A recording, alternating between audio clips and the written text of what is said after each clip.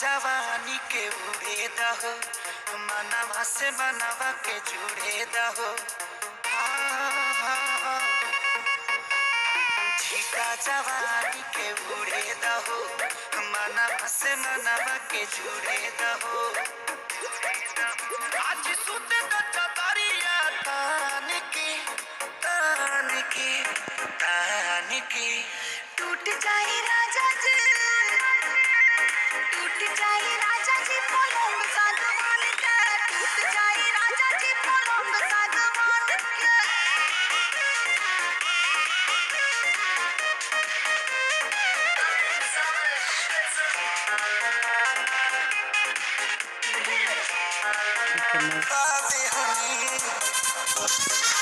पलंग जी मन पिघलाती हनी, पलंग पर झुलुआ झुलाती हनी। छुए तो बदन के देखो न कटन के, चादर बिछा दी हनी। पलंग जी मन पिघलाती हनी, पलंग पर झुलुआ झुलाती हनी।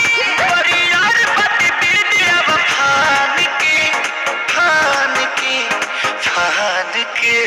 टूट जाए राजा जी, टूट जाए राजा जी पलंग सागवान के।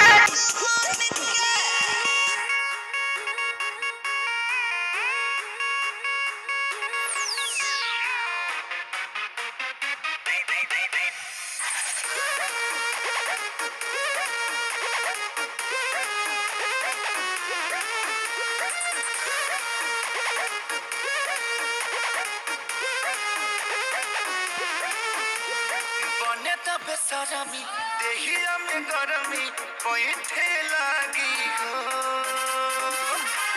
अमरिया ऐठे लागी हो, नस नस बैठे लागी हो।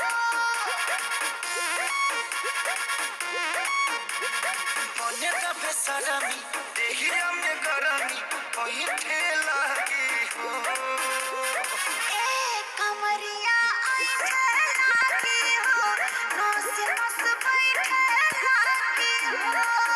तू बहाना न बनाव सब जान के जान के जान के। टूट जाए राजा जी, टूट जाए राजा जी पलंग सागवान